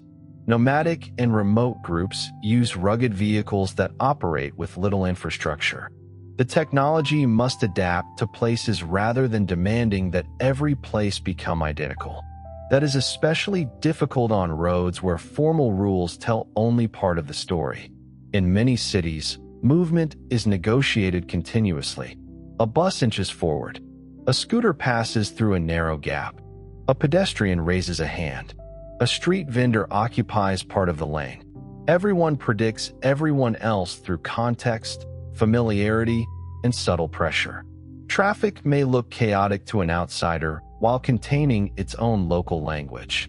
An autonomous system trained only on orderly lanes may become too timid to move or too rigid to be safe. To replace every driver, it must learn not only objects and signs but customs. It must understand that the same gesture can mean different things in different places. It must behave predictably without imposing one region's assumptions on another. Local communities need power over how vehicles negotiate their streets. Yet machines can also challenge dangerous customs. If speeding is common, the system does not need to copy it. If drivers routinely fail to yield to pedestrians, automation can establish a safer norm. Learning local behavior does not require preserving every local risk. The question becomes which patterns represent necessary communication and which represent harm accepted through habit. This is not a purely technical distinction. Consider an unpaved mountain road used by a few families. Building extensive digital infrastructure may never be economical. A universal autonomous vehicle must rely on its own perception, move slowly, and perhaps ask passengers or remote local guides for information. It may know how to drive while knowing nothing about whether a seasonal stream is unusually high or whether livestock are likely beyond the next bend. Local knowledge remains valuable. Automation does not mean the machine knows everything. It means the machine can perform the driving task within a world where people, institutions, and communities continue providing context. In very remote regions, vehicles may travel in groups for resilience. They share spare power, communication relays, and recovery equipment. A breakdown does not leave a passenger alone. Routes are scheduled around weather and daylight, even if the machines themselves do not need to see as humans do. The system becomes less like a private car and more like a dependable network of moving shelters. Across oceans of road, a new visual silence appears. No one honks from impatience. No vehicle revs at a red light. Brake lights move in smooth waves. Headlights dim automatically for others. Speed limits are followed so consistently that streets feel slower at first, though journey times may improve because traffic is steadier. Some passengers find the order peaceful. Others find it eerie. A road once revealed human temperament. The hesitant learner, the impatient commuter, the careful parent, the truck driver maintaining a perfect line, the tourist who nearly missed a turn. Traffic was dangerous partly because it was a crowd of individual minds, but that individuality also made it visibly alive. Now the vehicles move with a shared calm. The people are still inside them, laughing, arguing, sleeping, grieving, working, and looking through windows. Human life has not become uniform. Only the motion carrying it has. Then a passenger chooses a destination the system does not recommend. It is a small road beside the sea, slower than the highway and vulnerable to weather. The vehicle offers a faster route. The passenger declines. The machine confirms the choice and turns toward the coast. That moment contains the ideal balance of the autonomous world. The system advises without commanding. It protects without enclosing. It performs the dangerous task while leaving the purpose of the journey to the human being. A vehicle should know how to move. It should not decide what a life is for. Once movement becomes a service rather than a skill, the price of distance begins to change almost everything. A large part of the cost of a taxi, bus, delivery van, or truck once paid for human time. Remove the driver, and some journeys become dramatically cheaper. Not free, because vehicles still need energy, cleaning, maintenance, insurance, roads, software, depots, and replacement. But cheap enough that activities once considered impractical begin to make sense. A bakery can send a small vehicle across town with one forgotten order. A pharmacy can deliver medicine at 3 in the morning. A library can circulate books through neighborhoods that have no branch. A repair shop can collect an appliance, fix it, and return it without anyone arranging a ride. A clinic can send diagnostic equipment to a patient before a remote appointment. Objects gain mobility. In the old world, delivery usually required combining many items because a person had to accompany the vehicle. In the autonomous world, very small vehicles can carry very small loads. Sidewalk robots, road pods, and aerial systems divide the final distance among them. Convenience grows almost absurdly precise. A single ingredient arrives while dinner is being prepared. Clean clothes return from a laundry. A forgotten school project follows a child. A replacement part travels directly from a warehouse to a broken machine. The environmental cost may be tiny for one trip and enormous when multiplied by billions. Cities begin to regulate trivial movement. Delivery fees reflect congestion, energy, and curb use. People can still summon almost anything, but the system makes visible that every object occupies space and consumes power. Group delivery remains cheaper. Neighborhood hubs receive many items, and small machines complete the last few hundred meters. The doorstep becomes a busy frontier. Apartment buildings add secure transfer rooms. Houses use standardized lockers. Vehicles authenticate recipients without exposing the contents. Food stays warm, medicine stays cold, and valuable goods remain protected. In dense neighborhoods, delivery tunnels or service corridors appear beneath new buildings, keeping freight away from crowded pavements. Retail changes again. A shop no longer needs every product physically present when any item can arrive quickly from a regional storehouse. Some shops become showrooms, places to touch, try, taste, and talk. Others become social spaces because pure transaction is easier elsewhere. Local stores can compete with large companies if they share efficient logistics, or they can disappear if platforms control visibility and delivery prices. Automation amplifies whichever market structure surrounds it. The same is true of food. Restaurants extend their reach, but meals that travel constantly may replace neighborhood dining. Farmers can send produce directly to urban collection points. Small producers gain access to customers, though only if the platforms do not charge them away from the network. The road becomes an economic bloodstream. Every change in flow affects something attached to it. Property near a station may become more valuable because autonomous shuttles make transfers effortless. Property beside a highway may become less unpleasant when vehicles are quieter and cleaner, or more desirable when overnight travel grows. Former parking land becomes one of the great urban resources of the century. What should be done with it? The answer reveals a city's priorities. Some sell the land to the highest bidder. Towers rise where cars once waited. Some build affordable housing, reducing the distance between workers and jobs. Some create parks in neighborhoods that lack trees. Some widen streets for more vehicle flow and discover that the reclaimed space has been consumed by traffic again. The disappearance of parking does not guarantee a better city. It creates an opportunity. At first, the changes are awkward. Old buildings have ramps leading nowhere. Signs point toward garages that have become gardens. Homes still contain empty vehicle bays. Families convert them into bedrooms, workshops, studios, and small apartments. Suburban shopping centers replace portions of their vast lots with housing, clinics, playgrounds, and shaded paths. Distances that once felt hostile on foot become shorter because the empty asphalt between destinations has filled with life. Noise changes too. Electric motors are quieter than combustion engines, especially at lower speeds.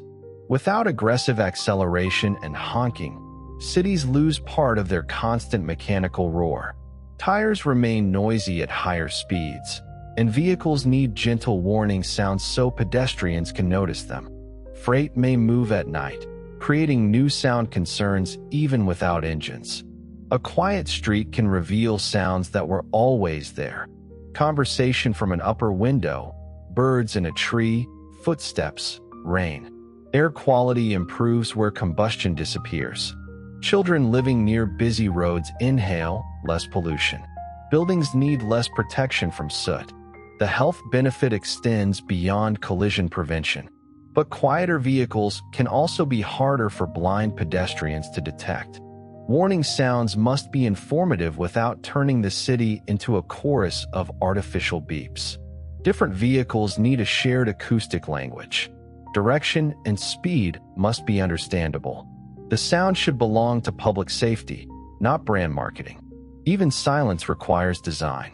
Road construction changes because vehicles can travel with greater precision, but maintenance never ends. Heavy freight still damages surfaces. Weather still cracks pavement. More total travel can erase some efficiency gains. Governments need new ways to collect road revenue when fuel taxes decline and human licenses disappear. Distance-based charges become common. A vehicle pays according to kilometers, weight, location, time, and perhaps occupancy. A heavy empty vehicle on a crowded street costs more than a shared light vehicle on an open road. Such pricing can guide behavior elegantly, but it also records movement. Privacy-preserving systems must calculate charges without creating a perfect government diary of every journey. Vehicles can prove the amount owed while revealing less about exact routes, except when a serious legal investigation justifies access. This sounds technical, yet it protects a very old freedom: the ability to move without constantly explaining oneself. People rarely notice infrastructure when it works. They notice price. Autonomous transport may become cheaper overall, but not equally cheap everywhere. Dense routes generate many paying trips. Remote routes require longer empty travel. Accessible vehicles cost more to build and maintain. Night service, extreme weather, and unusual destinations create higher costs. If price alone decides, those who most need mobility may pay the most. Public service obligations can spread the cost. Profitable urban routes support rural access. Standard fares protect passengers with accessibility needs. Essential medical journeys receive subsidies. Communities can operate nonprofit fleets when commercial service is insufficient. The idea that mobility is a utility becomes stronger. Water, electricity, communication, and transportation all connect people to the rest of society. Once driving skill no longer limits access, unequal service becomes more visible as a policy choice rather than a natural fact. A person waiting 2 hours for a vehicle while another waits 2 minutes is not experiencing a technological limitation. They are experiencing a distribution decision. This becomes part of the political conversation around automated roads. So does speed. Machines can obey limits perfectly, but what should the limits be? Some argue that automation makes higher speeds safe because reaction times improve. Others point out that collision energy still rises rapidly with speed, and vulnerable road users remain fragile. A vehicle may react instantly and still need physical distance to stop. Cities generally choose lower speeds where people mix with traffic and allow higher speeds only on separated roads. Travel remains efficient because unnecessary stopping and congestion decline. The future is not necessarily faster in every moment. It may be smoother. That distinction matters. Human drivers often experience speed as control. Pressing the accelerator feels like progress even when everyone reaches the next red light together. Autonomous passengers care more about reliable arrival than momentary velocity. A journey that always takes 28 minutes may feel better than one that takes 20 minutes on a lucky day and 50 on a bad one. Predictability becomes a form of speed. Businesses reorganize around it. Deliveries arrive within narrow windows. Hospitals schedule patients with fewer delays. Workers living far from transit can depend on connections. Parents know when children will arrive. Perishable goods spend less time waiting. The economy loses some of the enormous uncertainty created by traffic. It also loses excuses. When the network predicts arrival accurately, being late is harder to blame on an invisible jam. Calendars may become less forgiving. Employers may expect people to travel from farther away because the journey is reliable. The efficiency meant to return time can produce new demands on time. Every convenience can become an expectation. The same happens inside homes. A vehicle can arrive at any hour, so work may ask people to travel at any hour. Goods move continuously, so customers expect continuous service. A machine does not need sleep, but the people receiving, repairing, loading, cleaning, and supervising it do. A 24-hour transport system can create a 24-hour economy, unless labor rules protect human rhythms. The road no longer becomes tired. Society still can. There are gentler changes too. Families no longer organize holidays around who can endure the drive. A sleeper vehicle leaves after dinner, travels through the night, and arrives in the morning. The experience resembles a private train compartment moving from door to door. Children fall asleep in one place and wake in another. Short-haul aviation faces competition. Why travel to an airport, wait, fly, and transfer again when a quiet vehicle can carry someone overnight directly? Some regional flights disappear, reducing airport congestion. Rail remains more energy efficient on busy routes, but autonomous cabins offer privacy and direct access. Hotels near highways decline, while destinations farther from airports gain visitors. Tourism spreads. Fragile natural areas face more pressure because access becomes effortless. Parks use reservations and vehicle limits to prevent convenience from overwhelming the places people came to see. An autonomous vehicle can take anyone almost anywhere. That does not mean anywhere can receive everyone. Beaches, mountain villages, historic centers, and wilderness roads have physical and ecological limits. Access systems must sometimes say not now, choose another route, or stop here and continue on foot.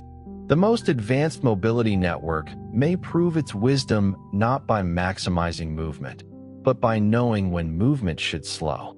Meanwhile, crashes continue to decline, and society begins forgetting how dangerous roads once were. A generation grows up without public campaigns about seat belts, drunk driving, texting, or driver fatigue. Vehicles refuse to move until passengers are safely positioned. Child restraints confirm correct installation. Cabin systems adapt airbags and seating to each occupant. Dangerous mechanical faults are detected before departure. People become less skilled at judging road danger because they rarely need to. They step confidently near vehicles. They sleep through high-speed journeys. They trust doors to open only when safe. This trust is rational inside a mature system, but it creates vulnerability when people encounter old vehicles, foreign systems, private tracks, or damaged infrastructure. Safety education changes from how to drive to how to travel. Children learn how to identify their vehicle, protect account access, use emergency controls, cross streets where different systems operate, and respond when a vehicle stops unexpectedly. They learn that automation is reliable, not infallible. Adults learn less often because adults are famous for believing instruction is meant for someone else. Public drills help. During rare network disruptions, people know where safe waiting areas are. Buildings maintain accessible transport plans. Emergency services can communicate through several channels.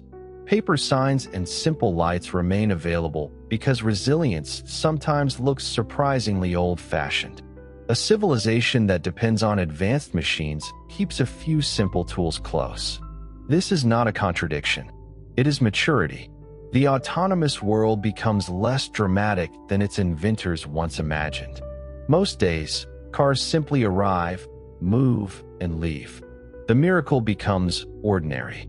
Children complain about slow pickups. Commuters sleep. Packages appear. Roads are repaired. Software updates happen quietly. The technology succeeds when people stop thinking about it. But beneath that ordinariness lies a transformation in one of humanity's oldest relationships, the connection between movement and control. For most of history, going somewhere meant understanding at least part of the journey. A traveler knew how to walk the path, guide the animal, read the coast, follow the stars, tend the engine, or control the machine. Even a passenger usually depended on another human who possessed that knowledge. Movement was tied to skill, memory, and trust between people. Universal self-driving transport changes the chain. A passenger states an intention, and an immense, invisible system converts that intention into motion. Maps, sensors, software, energy networks, road rules, fleet schedules, weather data, maintenance records, and public infrastructure cooperate so smoothly that the traveler experiences only a door opening. This is extraordinary power presented as convenience. A person can cross a continent without knowing the route. A child can reach a destination without knowing how any vehicle moves. An older adult can continue traveling after vision, strength, or reaction time have changed. The barrier between desire and movement becomes thinner than it has ever been. Yet dependence becomes deeper. When everyone could drive, society depended on billions of imperfect individuals. When no one drives, society depends on a smaller number of technical systems and institutions. The risk shifts from common personal failure toward rare systemic failure. This pattern appears elsewhere in modern life. A village well may fail often, while a vast water network is reliable until a major breakdown affects thousands. A paper map can be wrong in one person's hands, while a digital map error can redirect an entire city. Central systems create consistency and efficiency, but they must be built to avoid becoming single points of fragility. The autonomous road, therefore, needs more than backups inside each vehicle. It needs diversity across the whole network. Different providers, independent maps, public safety channels, open technical standards, local operation during wider outages, manual tools for maintenance crews, physical routes that remain understandable even when digital guidance is absent, the ability for one region to continue functioning when another has a problem. A resilient system bends rather than shatters. The human role becomes less direct, but not smaller. People decide where roads go, which neighborhoods receive service, how much risk is acceptable, which data can be collected, how prices are set, what happens during emergencies, and whether public space belongs mainly to vehicles or to everyone. These decisions were always present, but the steering wheel distracted from them by making transportation feel personal. When every vehicle drives itself, it becomes impossible to pretend that traffic is merely the sum of individual choices. The road is revealed as a shared system. One passenger's empty vehicle affects another passenger's travel time. One city's parking policy affects housing. One company's route algorithm affects local shops. One region's safety standards affect vehicles that cross borders. One person's desire for speed affects someone crossing the street. Automation makes coordination possible, but it also makes coordination unavoidable. Perhaps this is the largest cultural change. Humanity moves from negotiating roads through countless small acts of competition toward governing them as a collective resource. That does not mean every journey becomes communal. A person may still sit alone, choose a destination, close the door, and enjoy privacy. But the path is shaped by rules acknowledging everyone else who needs the same space. Freedom becomes less about controlling the machine and more about having fair access to movement. For some, that feels like a loss. The old driver could choose a route, exceed the speed limit, stop unexpectedly, or continue into conditions others considered unsafe. The new passenger chooses where to go, but not how recklessly to get there. For others, it feels like a truer freedom.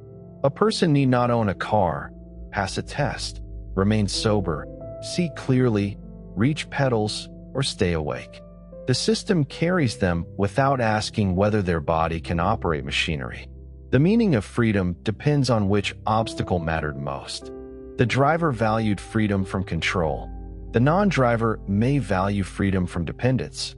A fair autonomous world must remember both experiences without treating them as equal in every consequence.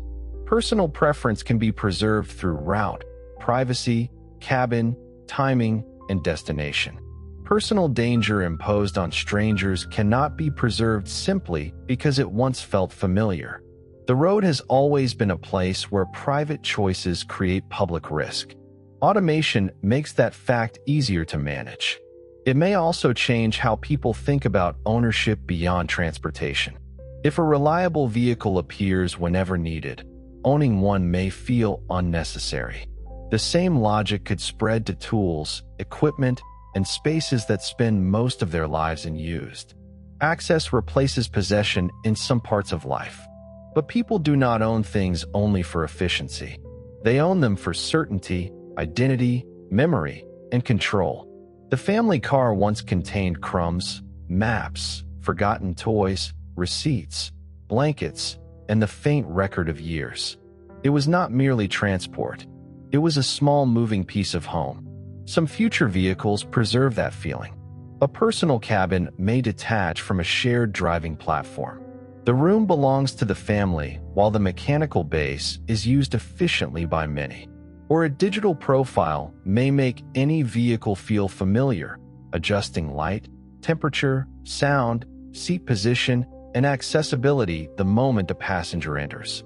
Home becomes portable without needing the same object each time. This raises another question. What happens to chance? Human driving produced mistakes, but also accidental discoveries. A missed turn revealed a view. A wrong road led to a town. A driver stopped because a place looked interesting. Navigation systems already reduced some of this wandering by making the correct route easy to follow. Autonomous vehicles could complete that process, carrying everyone efficiently through paths chosen by algorithms. Unless people ask for surprise.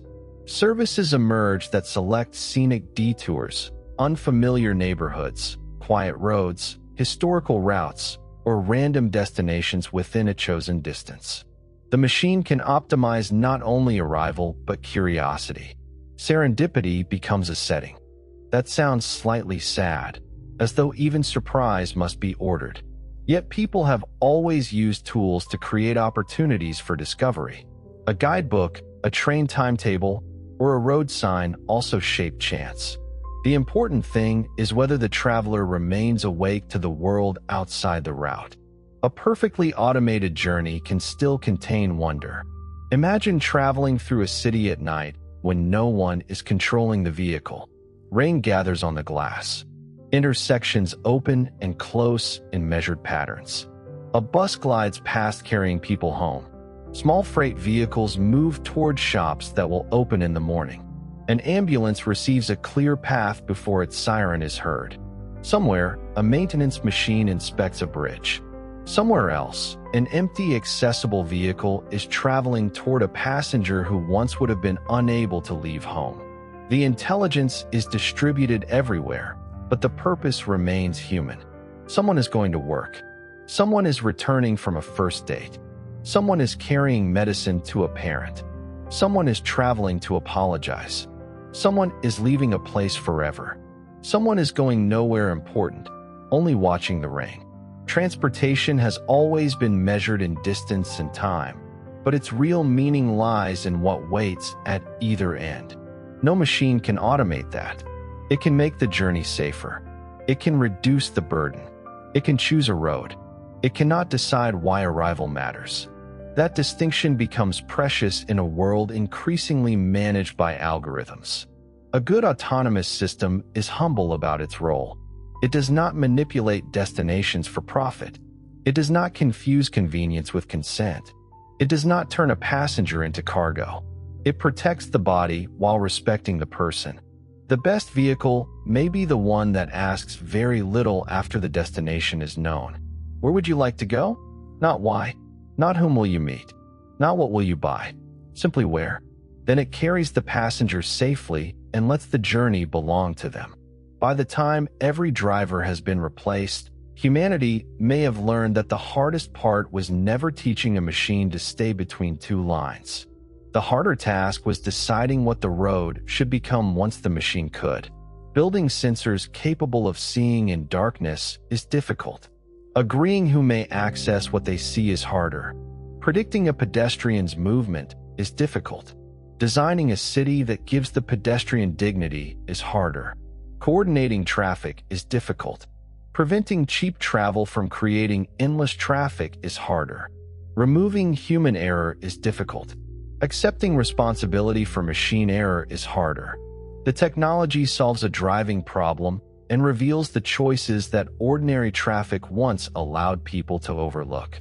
If autonomous vehicles become safer than human drivers, the question shifts from whether they can move to what kind of world their movement creates. Those choices remain human. The vehicles may be autonomous, but the future around them is not. And somewhere behind all these decades of change, on the quiet evening when our story began, the last human driver has only just stepped away from the wheel. The old car has already left the driveway. It moves through streets where every other vehicle understands its motion. The former driver stands for a moment beside the house, listening as the sound fades. There is no sudden grief, only a strange lightness in the hands. For so many years, those hands held the wheel. Tomorrow, another vehicle will arrive. The door will open, a destination will be spoken, and the journey will begin without effort. Perhaps the passenger will miss driving. Perhaps not. Most transformations contain both relief and loss, even when the world becomes safer. Decades pass. A child visits a museum and climbs into the preserved front seat of an old car. The child grips the steering wheel with both hands and turns it left and right. "You had to do this the whole time?" the child asks. The older person smiles. "Yes." "And everyone else was doing it too?" "Yes." The child looks through the windshield at the narrow space where roads once demanded so much attention. It seems impossible that millions of people trusted one another to control separate machines at high speed, separated by paint, habit, and hope. Wasn't it frightening? The older person thinks for a moment. Sometimes. Was it fun? Sometimes. Both answers are true. Outside the museum, Vehicles move quietly through the afternoon. One lowers itself beside the curb for a passenger using a wheelchair. Another carries no one, only a box of fresh food. A bus receives priority at the intersection because it is nearly full. A small car pauses while a child runs back for a dropped glove. No one touches a steering wheel. No one needs to. The road has not become perfect. Storms still come. Machines still fail.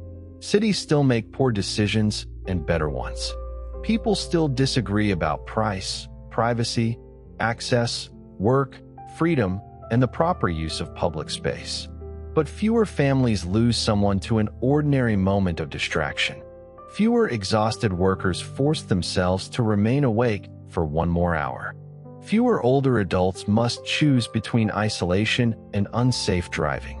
Fewer children breathe exhaust beside crowded roads.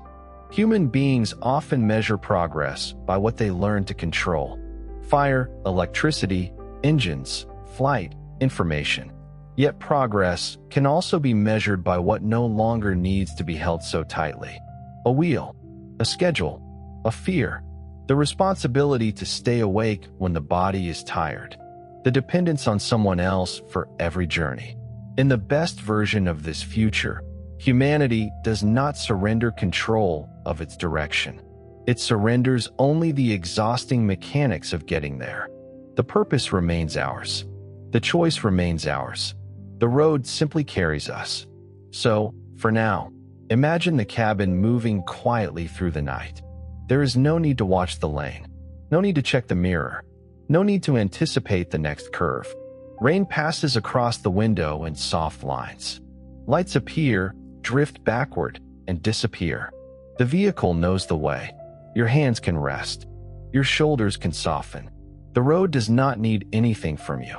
All the enormous questions we have carried tonight can remain outside for a while. The cities that might change, the work that might disappear and reappear, the risks that might shrink, the freedoms that might grow, the rules that must be chosen with care. They do not need an answer before sleep.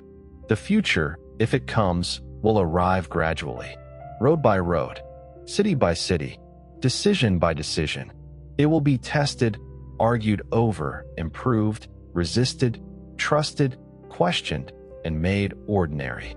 Tonight, there is only the imagined motion, a quiet vehicle, a dark road, a destination somewhere ahead, and the simple comfort of no longer needing to steer. Let the passing lights grow softer now. Let the road become distant.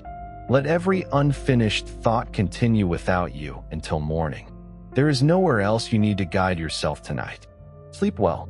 Good night.